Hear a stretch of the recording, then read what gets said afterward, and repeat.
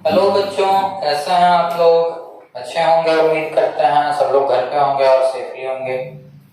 कल हम लोग law of conservation of charge तक पढ़े थे। आज law of conservation of charge से आगे की पढ़ाई करेंगे। कल मैंने आपको बताया law of conservation of charge में law of conservation of charge में कि charge neither be created nor be destroyed. Charge को ना ही क्रिएट कर सकते हैं ना ही डिस्ट्रॉय कर सकते हैं। ये हमने किस में पढ़ा था? Law of conservation of charge में। कोई दिक्कत आपको? तो law of conservation of charge आपको बताती थी कि चार्ज एक बॉडी से दूसरे बॉडी में ट्रांसफर होता है, लेकिन कभी भी चार्ज का लॉस या गेन नहीं होता है। ऐसा नहीं होता है कि चार्ज लॉस हो गया या चार्ज क्रिएट हो गया, ऐसी कोई बात नहीं होती है। तो law of conservation of charge हुआ था, इसमें मैंने थोरियम का एग्जांपल दिया था कि थोरियम का एटॉमिक नंबर 90 है। अगर इसमें से एक अल्फा पार्टिकल निकला तो 2 लेके गया, तो जो बचेगा उसके पास कितना होगा? 88। कैसे? तो ये इस तरह से, क्योंकि law of conservation of charge को ये फॉलो करेगा। यहां तक में कोई दिक्कत? तो चलो आज आगे देखते हैं हम लोग। अब आज कुछ बेसिक प्रॉपर्टीज मैं चार्ज की आपको पढ़ाता हूं। Basic properties of charge topic बनाएंगे सब लोग। बेसिक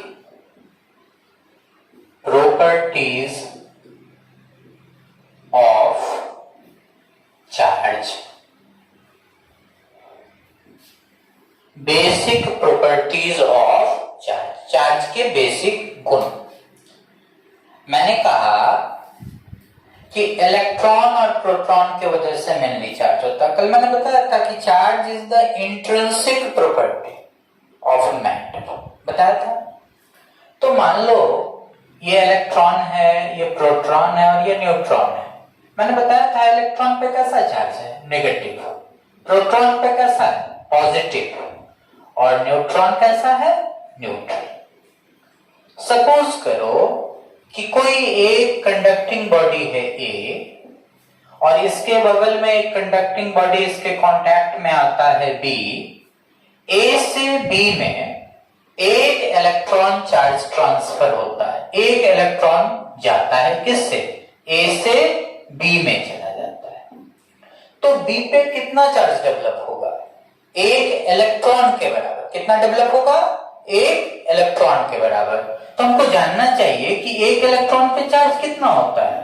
तो 1.6 into 10 to the power -19 coulomb किस पे होता है? एक इलेक्ट्रॉन पे। तो एक इलेक्ट्रॉन गया तो इतना चार्ज है।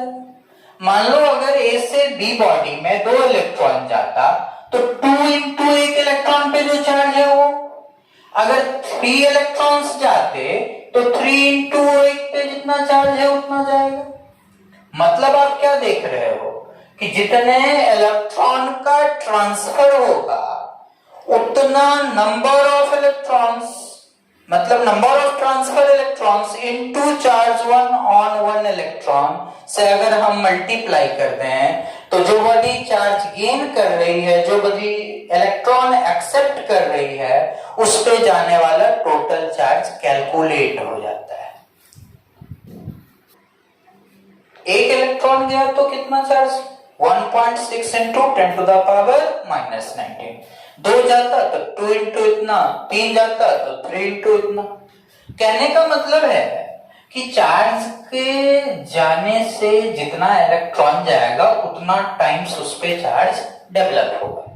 तो यहाँ पे बेटा एक टॉपिक बनती है क्वांटिनाइजेशन ऑफ चार्ज। क्या टॉपिक बनती है? क्वांटिनाइजेशन। तो पहला बेसिक प्रॉपर्टी लिखेंगे सब लोग, क्वांटिनाइजेशन ऑफ चार्ज। क्वांटिनाइजेशन ऑफ चार्ज सब लोग लिखेंगे बेटा, लिखेंगे। Charge is the integral multiple of, charge is the integral multiple of fundamental charges. मतलब आप लिख सकते हैं charge always exist on a body in integral multiple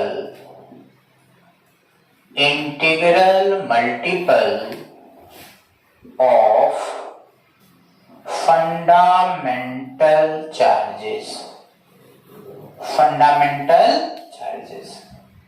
मैंने क्या लिखा? Charge always exist on a body in integral multiple of fundamental charges.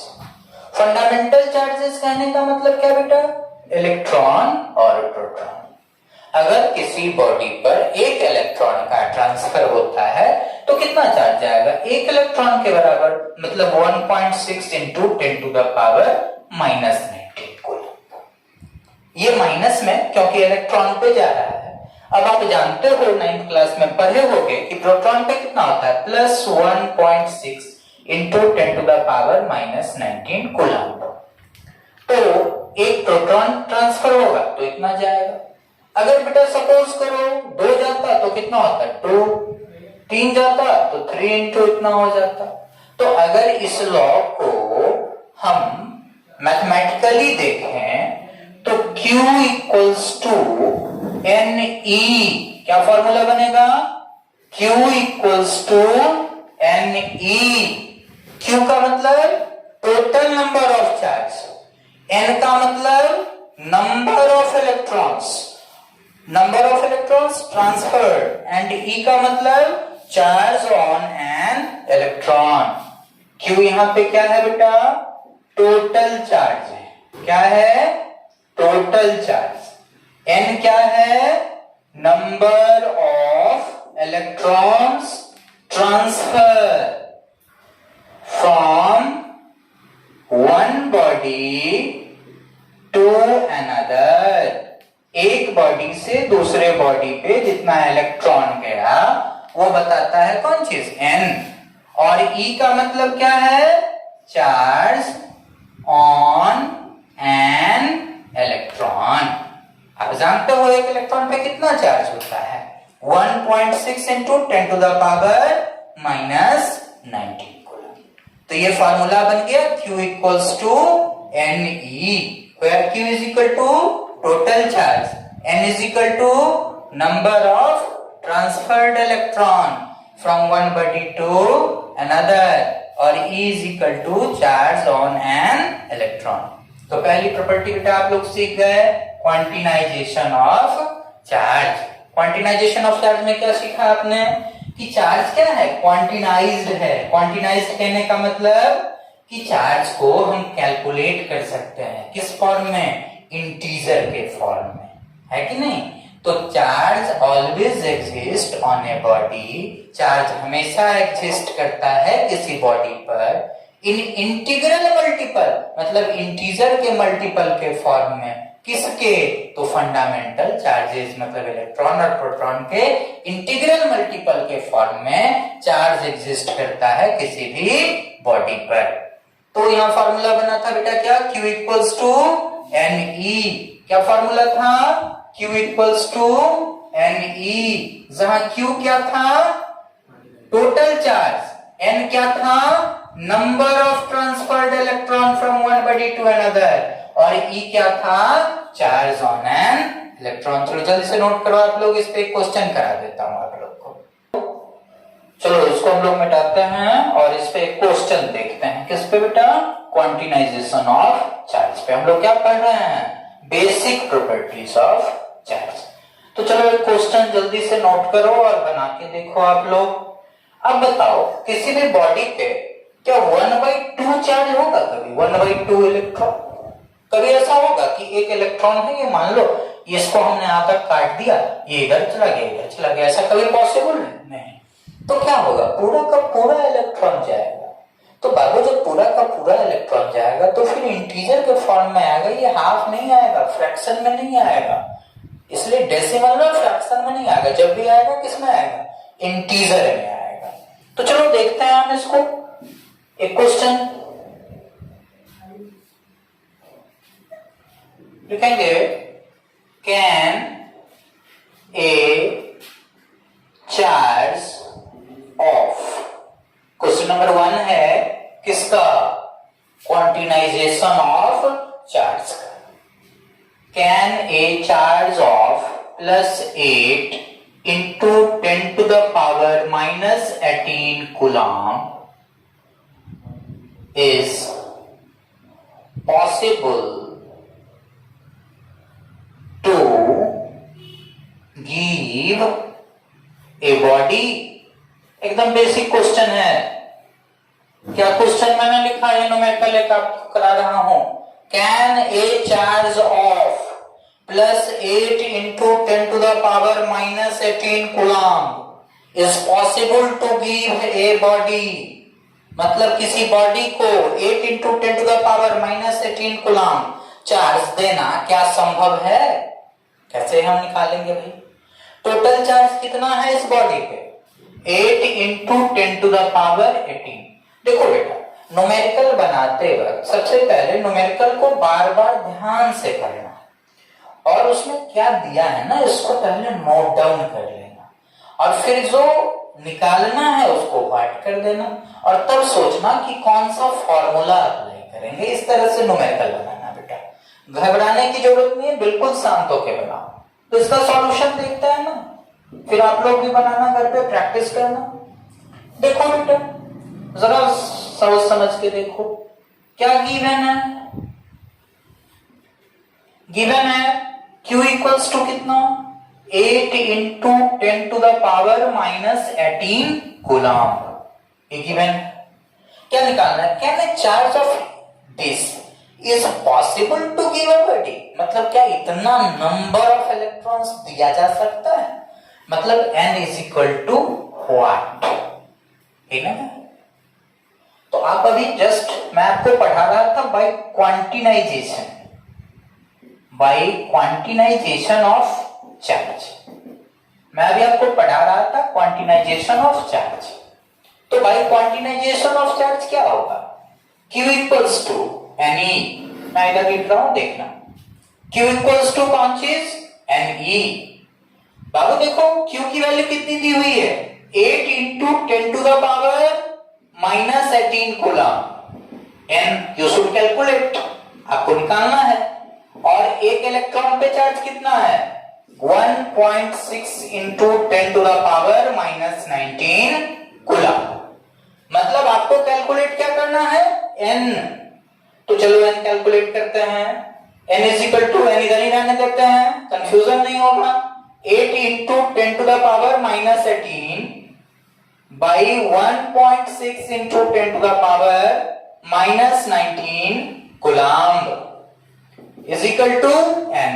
ठीक है बेटा, ये 1.6 को यहां पे सॉल्व करके देखते हैं। देखो ये पॉइंट हटेगा तो ऊपर एक जीरो जाएगा, तो कितना हो जाएगा बेटा, 80 into 10 to the power -18 upon 16 into 10 to the power -19।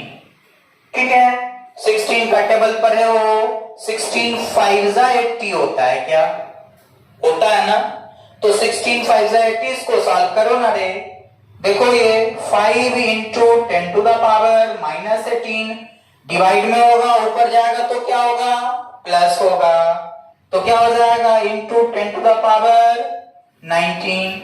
पता है आप लोग को कि जब बेस सेम होता है मल्टीप्लाई में तो पावर ऐड होता है ना।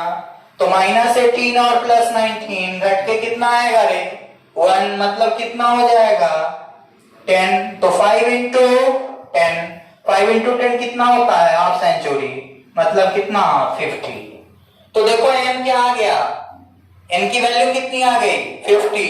मतलब यस इट इज पॉसिबल, ये संभव है। इसका मतलब ये हुआ कि यस ये पॉसिबल है। कोई दिक्कत समझ में आ गई? फटाफट नोट कर लो जी इसको।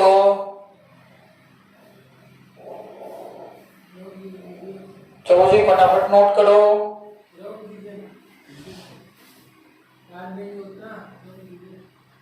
आप लोग देख लिए, अब चलो इसको मिटाते हैं जल्दी से। क्वेश्चन समझ में आया?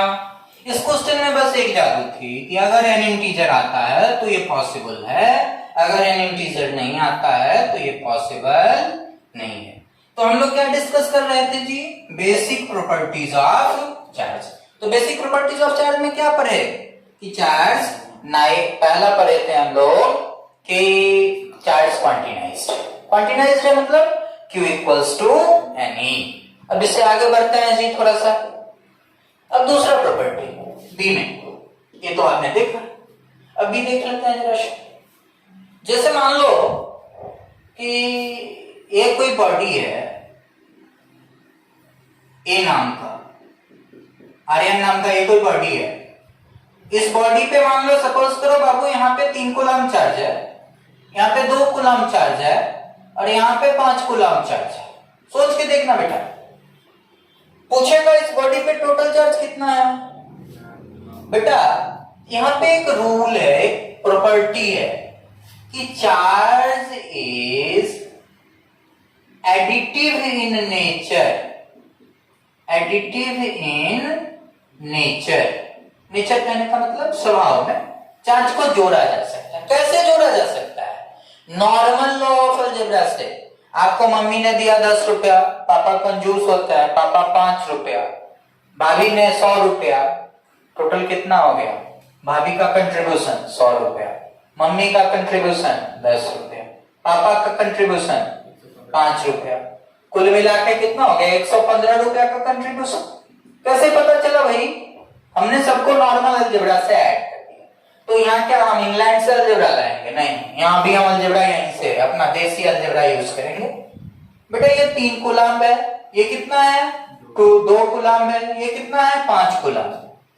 बेटा जोड़ता है ना, 3 2 5 5 10। तो इस बॉडी पे टोटल चार्ज कितने हो गए? 10 कूलम। तो बेटा चार्ज की दूसरी प्रॉपर्टी याद हो गई ना, charge is additive in nature. यहां पे लिख लेना, it can be added, it can be added according to normal law of algebra, according to normal law of algebra. मतलब इसको जोड़ने के लिए इंग्लैंड के अलजेब्रा की जरूरत नहीं है, अपना ही अलजेब्रा से जुड़ जाता है जी। कोई दिक्कत? Charge is additive in nature. अभी तक क्या क्या पढ़े? चार्ज कैसी क्वांटिटी है? स्केलर। चार्ज को किससे रिप्रेजेंट करते हैं? Q से। चार्ज किसकी प्रॉपर्टी है? तो इंट्रिंसिक प्रॉपर्टी है किसके?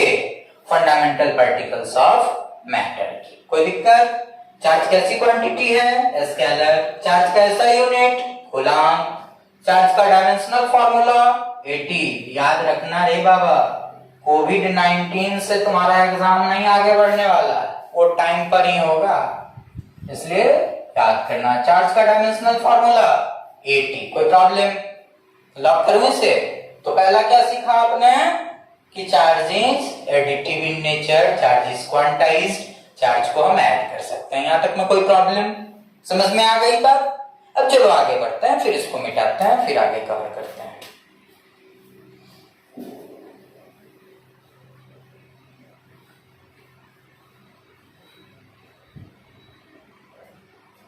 अब जब चार्ज ट्रांसफर होगा, सोच के देखो कि तुम्हारा भगीना होगा, भतीजा होगा, कोई भी होगा, तुम उसको गोद में लेते हो, तो गोद में आता है तो प्यार तो देते हैं, उसका वजन भी उठाते हो कि नहीं, उसका मांस उठाते हो कि नहीं। तो मान लो तुम अभी अकेले, तुमको हम वेट मशीन पे चढ़ा है तो तुम 50 केजी का था, और बाबू तुम अपने भगना के साथ चले, भगना तुम्हारा 15 केजी का, तुम उसको गोद में लेके चले तो टोटल कितना हो जाएगा वे मशीन का? 65 केजी। मतलब क्या कि अगर हम किसी चीज को अपने पास लाते हैं तो निश्चित रूप से उसका मास भी हमारे पे आ जाता है। तो बेटा ये इलेक्ट्रॉन जाता होगा तो उसका मास जाता होगा कि नहीं जाता होगा? जाता होगा। इसका मतलब मास ट्रांसफर का भी कोई फॉर्मूला होगा कि नहीं होगा? होगा ना। मतलब इलेक्ट्रॉन के ट्रांसफर के साथ साथ उसका मास भी ट्रांसफर होता है ना। तो लिखेंगे स्टार्ट देकर, when electron transfers from one body to another, then its mass also transfer from one to another. एक बॉडी से दूसरे बॉडी पे इसका मास भी ट्रांसफर होता है। कोई दिक्कत? नोट करो जल्दी से। From one two another. कोई प्रॉब्लम यहां तक में समझ में आ गया? चलो बेटा देखो, एक इलेक्ट्रॉन का मास कितना होता है जी? मास ऑफ इलेक्ट्रॉन पढ़े हो कितना? 9.1 into 10 to the power -31 kg पर है। तो जैसे याद करो, अभी मैंने क्वांटिनाइजेशन पढ़ाया था, Q equals to NE total charge is equal to number of electron transfer into charge on an electron. Clear? तो सोच के देखो ना, यहाँ पे टोटल मास ट्रांसफर मतलब total mass transfer is equal to क्या होगा? एक इलेक्ट्रॉन का mass into number of transfer electron. जैसे यहां जितना इलेक्ट्रॉन जाएगा उतना मास भी जाएगा। मतलब क्या? Me mass of an electron into n मतलब नंबर ऑफ ट्रांसफर इलेक्ट्रॉन। तो इसको भी नोट कर लेना बाबू। वेयर Me इक्वल्स टू क्या होगा? बताओ। Me equals to mass of an electron कितना होता है? 9.1 into 10 to the power -31 kg। और n का मतलब number of transfer electron. Electron कितना ट्रांसफर लिया ये। कोई दिक्कत? समझ में आ गया? Q equals to N done है। और ये भी आपका क्लियर हो गया। तो बेसिक प्रॉपर्टीज ऑफ चार्ज खत्म हो गया। अब चलो तुमको दो चीज समझाते हैं। देखो, फील्ड समझते हो? फील्ड होता है ना, तुम लोग आजकल कहते हो मेरा सर्किल बढ़ गया है। सर्किल बढ़ गया मतलब जान पहचान बढ़ गया। तुम्हारे जान पहचान के लोग अलग अलग चौक चौराहे पे परिचित हैं तुम्हारे लोग, मतलब तुम ज्यादा लोगों के बीच फेमस हो चुके हो। तो दो चीजें हैं, जरा गौर से समझना। एक है इलेक्ट्रिक फील्ड और एक है मैग्नेटिक फील्ड। इस दोनों की चर्चा हम अभी थोड़ी सी करेंगे। फिर मैग्नेट में मैग्नेटिक फील्ड और करंट जब मोशन में आएगा, चार्ज जब मोशन में आएगा तो इलेक्ट्रिक फील्ड भी बताएंगे, आगे है। बट थोड़ी सी चर्चा यहाँ पे देखो, क्यों करना है ये अभी समझ जाओगे। इलेक्ट्रिक फील्ड कितनी बार आईआईटीज ने इस दोनों से जो अभी मैं आगे बताऊंगा उससे क्वेश्चंस करें, इसलिए इससे बताना जरूरी है। एक इलेक्ट्रिक फील्ड होता है और एक क्या होता है? Magnetic field. बेटा इलेक्ट्रिक फील्ड को हम ई से दिखाते हैं और मैग्नेटिक फील्ड को बी से दिखाते हैं। इलेक्ट्रिक फील्ड को किससे दिखाते हैं? ई से। और मैग्नेटिक फील्ड को किससे दिखाते हैं? बी से।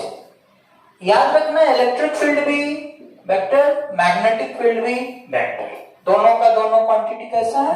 वेक्टर। 11th में याद है ना, वेक्टर पढ़े थे। एरो इसका ये साइन है। इधर वाले को क्या बोलते हैं? टेल। और इधर वाले को क्या बोलते हैं? हेड। पढ़े हो कि भूल गए? ये क्या दिखाता था? इसके दो पार्ट थे। ये वाला मैग्नीट्यूड और ये वाला डायरेक्शन दिखाता है। ये याद रखना बाबू, इसको भूलना मत। तो चलो खैर देखो, इलेक्ट्रिक फील्ड और क्या बाबू? Magnetic field.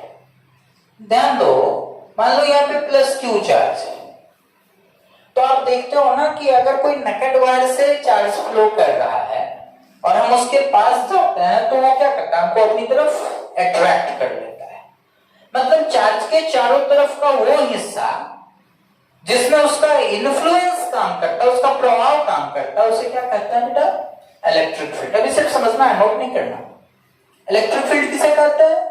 चार्ज के चारों तरफ का वो हिस्सा जिसमें उसका इन्फ्लुएंस काम करता है, उसे क्या कहते हैं? Electric field. और मैग्नेटिक फील्ड किसे कहते हैं?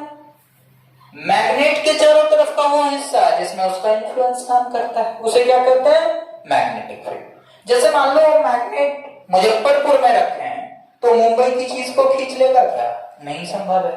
उसका मैग्नेटिक फील्ड उतना बड़ा नहीं है, इसलिए ऐसा संभव नहीं है। मैग्नेटिक फील्ड में अगर कोई दूसरा मैग्नेटिक सब्सटेंस होगा तो वो उसको अपनी तरफ क्या करेगा? अट्रैक्ट करेगा, अदरवाइज रिपेल करेगा। तो ये दो चीजें थी, इलेक्ट्रिक फील्ड और कौन चीज? Magnetic field. तो 11th क्लास में आपने सुना होगा एक्सेलरेशन। यहाँ एक्सेलरेशन तो नहीं पढ़ना है, बट एक्सेलरेटेड चार्ज के बारे में कुछ प्रॉपर्टी देखनी है। Accelerated charge topic banana, property of accelerated charge, property of accelerated charge. कोई प्रॉब्लम? समझ में आ रही है मेरी बात? तो चलो 3 बॉक्स बना लो, तीनों बॉक्स में अलग अलग प्रॉपर्टीज हम लोग मेंशन करेंगे। सबसे पहले जब चार्ज एक्सेलरेटेड नहीं है, मतलब भी क्या है बाबू? 0 है। चार्ज किस में है? रेस्ट में है। तो मान लो प्लस चार्ज है, ये क्यू है, ये किस में है बेटा? रेस्ट में, मतलब charge is in rest. Charge किस में है बाबू? रेस्ट में। तो क्या होगा इस स्थिति में? जब चार्ज रेस्ट में होता है तो इसमें सिर्फ इलेक्ट्रिक फील्ड होता है, मैग्नेटिक फील्ड नहीं होता। आगे इसका कारण क्या है ये आगे, लेकिन अभी इतना जानो, प्रोड्यूसेस ओनली इलेक्ट्रिक फील्ड। के ऊपर एरो। कब? जब v = 0, मतलब चार्ज किस में हो? रेस्ट में। तो चार्ज के पास सिर्फ कौन सी फील्ड होती है? Electric field. तो प्रोड्यूसेस ओनली E। कोई दिक्कत? समझ में आ गई मेरी बात? Next, v = constant. कांस्टेंट मतलब एक यूनिफॉर्म रेट से चार्ज ट्रेवल कर रहा है, यूनिफॉर्म एक्सेलरेशन है चार्ज में, मतलब चार्ज का जो ट्रेवलिंग हो रहा है वो यूनिफॉर्म रेट से हो रहा है। v क्या है बेटा? कांस्टेंट। तो इस स्थिति में इलेक्ट्रिक फील्ड भी होगा और मैग्नेटिक फील्ड भी होगा, बोथ। बट इसमें रेडिएशन, एनर्जी रेडिएट्स नहीं होगा, मतलब बट नो रेडिएशन। मतलब कहने का क्या मतलब? कि produces electric field as well as magnetic field but no radiation। लेकिन इसमें कोई रेडिएशन नहीं होता है, but no radiation। कब? जब v = कौन चीज बाबू? कांस्टेंट। तीसरा और last situation, v is not equal to constant। जब v कांस्टेंट नहीं हो, मतलब नॉन यूनिफॉर्म रेट से अगर यह एक्सेलरेटेड हो, तो इस सिचुएशन में क्या होगा? इस सिचुएशन में भी प्रोड्यूसेस E एंड B, इसमें भी प्रोड्यूस करेगा E and B and radiates energy, और इस स्थिति में एनर्जी भी रेडिएट्स होगी। मैंने कल आपको बताया था इलेक्ट्रोमैग्नेटिक वेव, ये यही पढ़ना है जब चार्ज नॉन यूनिफॉर्म रेट से एक्सेलरेट्स होगा। तो 3 सिचुएशन था प्रॉपर्टी ऑफ एक्सेलरेटेड चार्ज। पहला, v = 0, चार्ज रेस्ट में होगा तो सिर्फ इलेक्ट्रिक फील्ड होगा। v जब कांस्टेंट होगा तो इलेक्ट्रिक फील्ड भी होगा, मैग्नेटिक फील्ड भी होगा, लेकिन रेडिएशन नहीं होगा। जब v कांस्टेंट नहीं है तो क्या होगा बेटा? इलेक्ट्रिक फील्ड और मैग्नेटिक फील्ड दोनों होगा और रेडिएशन भी होगा। कोई प्रॉब्लम? जल्दी से नोट करो बेटा इसको, जल्दी से इसको मिटाते हैं फटाफट और देखते हैं। वीडियो भी लंबा हो रहा है सर, तो अब इसको खत्म करते हैं, फिर डालेंगे कल वीडियो आप लोग के लिए। तब तक मस्त रहिए, खुश रहिए, अच्छे से जीते रहिए। तो चलिए देखते हैं। अब आपने एक नाम सुना है? कंडक्टर, इंसुलेटर, सेमीकंडक्टर, तीनों नाम सुना है बेटा। यहाँ पे एक नाम आता है मोबाइल इलेक्ट्रॉन्स। मोबाइल इलेक्ट्रॉन्स, या इसी को कहते हैं हम free electron. Free electron, mobile electron कहो या क्या कहो? फ्री इलेक्ट्रॉन का। तो देखो बात से, ये मोबाइल इलेक्ट्रॉन किसे कहते हैं या फ्री इलेक्ट्रॉन किसे कहते हैं? वैसा इलेक्ट्रॉन जो एक जगह से दूसरे जगह जाने के लिए फ्री है, उसे कौन इलेक्ट्रॉन कहते हैं? मोबाइल इलेक्ट्रॉन्स कहते हैं। कोई दिक्कत? The electrons which are capable to move one position to another। वैसा इलेक्ट्रॉन जो एक जगह से दूसरे जगह जाने के लिए फ्री होता है, क्या कहलाता है?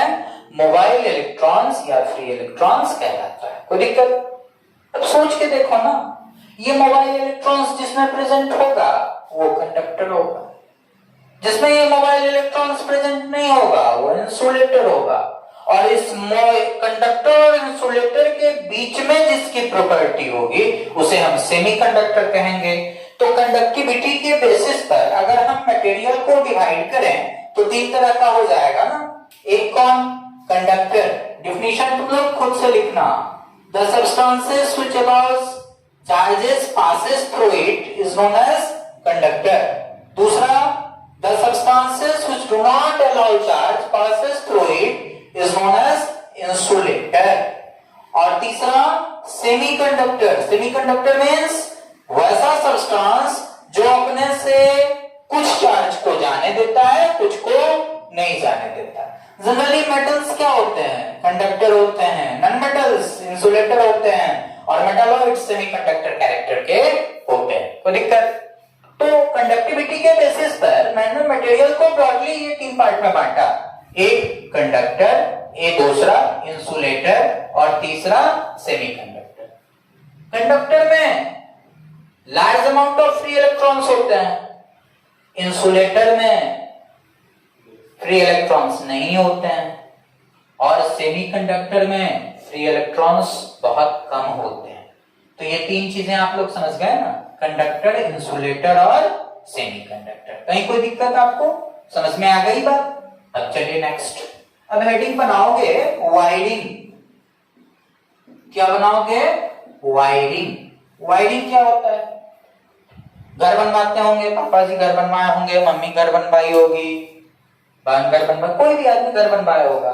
तो आप देखे होंगे कि उसमें इलेक्ट्रीशियन आता है, वायर्स को सिस्टमैटिक तरीके से लगाता है, प्लग को ज्वाइन करता है, फैन लगाता है, टीवी लगाता है, सीसीटीवी कैमरा इंस्टॉल करने के लिए प्लग पॉइंट देता है, पावर पॉइंट देता है, एसी चलाने के लिए। कहने का मतलब कि सिस्टमैटिक अरेंजमेंट करता है किसका? वायर्स का। और यही चीज क्या कहलाता है? वायरिंग कहलाता है। मतलब वायरिंग कहने का मतलब होता है कि सिस्टमैटिक अरेंजमेंट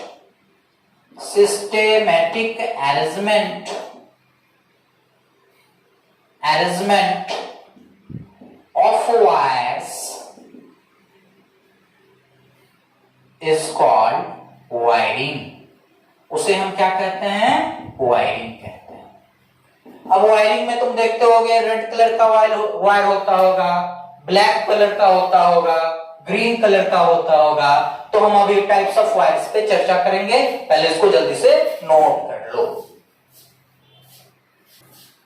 तो चलो देखोगे, अब जो हमारी हाउस होल्ड वायरिंग होती है ना, वो 3 कोर वायरिंग होती है। फटाफट लिखते चलोगे मेरे साथ। हाउस होल्ड वायरिंग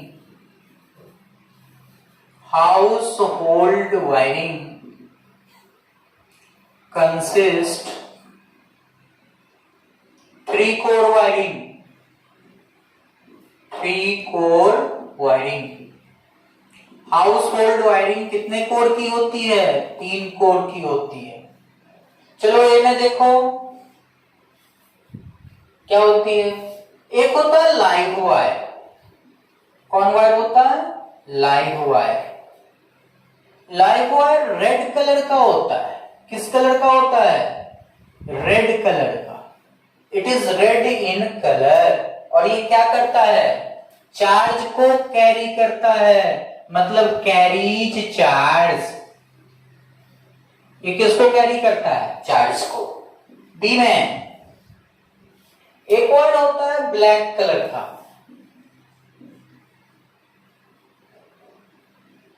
इसको बोलते हैं न्यूट्रल वायर। कौन wire? Neutral wire.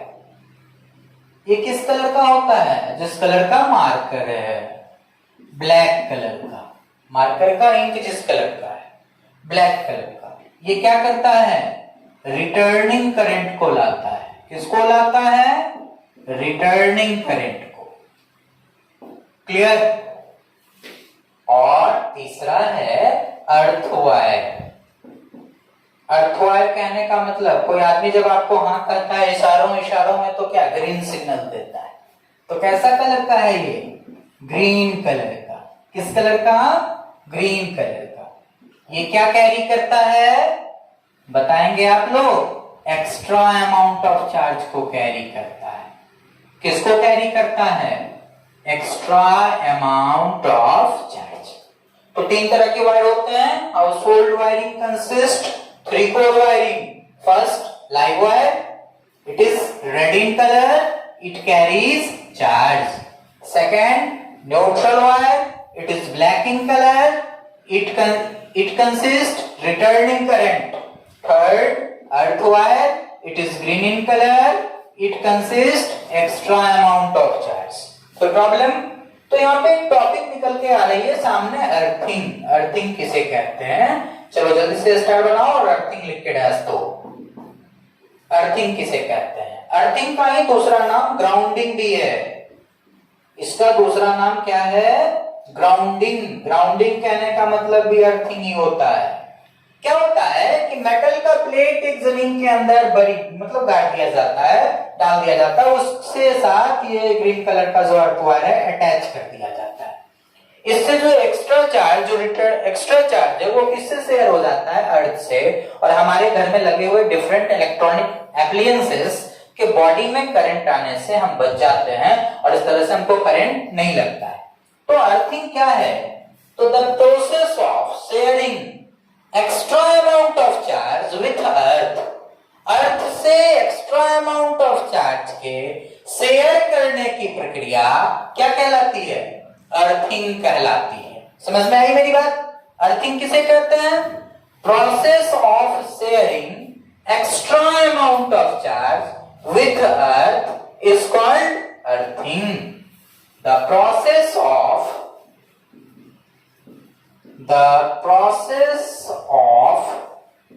sharing an extra amount of charge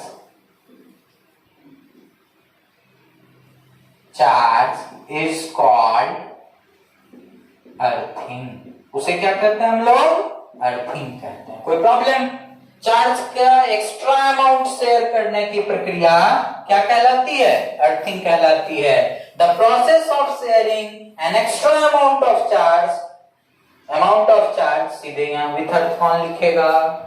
with अर्थ यहाँ लगा लेना बाबू, आप लोग यहाँ लगा लेना। With earth is called earthing. समझ में आया? तो हाउस होल्ड वायरिंग में कितने वायर्स होते हैं? 3। Live wire, neutral wire, earth wire. Live wire किस कलर का? रेड कलर का। क्या कैरी करता है? चार्ज। न्यूट्रल वायर किस कलर का? ब्लैक कलर का। क्या कैरी करता है? Returning current.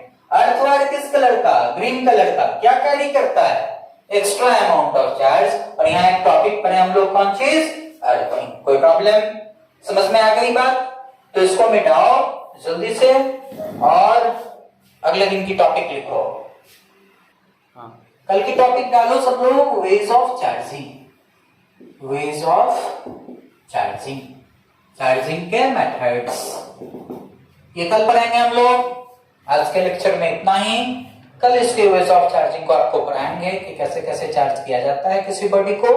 तब तक आप लोग इतना पढ़ें और इसको तैयार करके रखिए।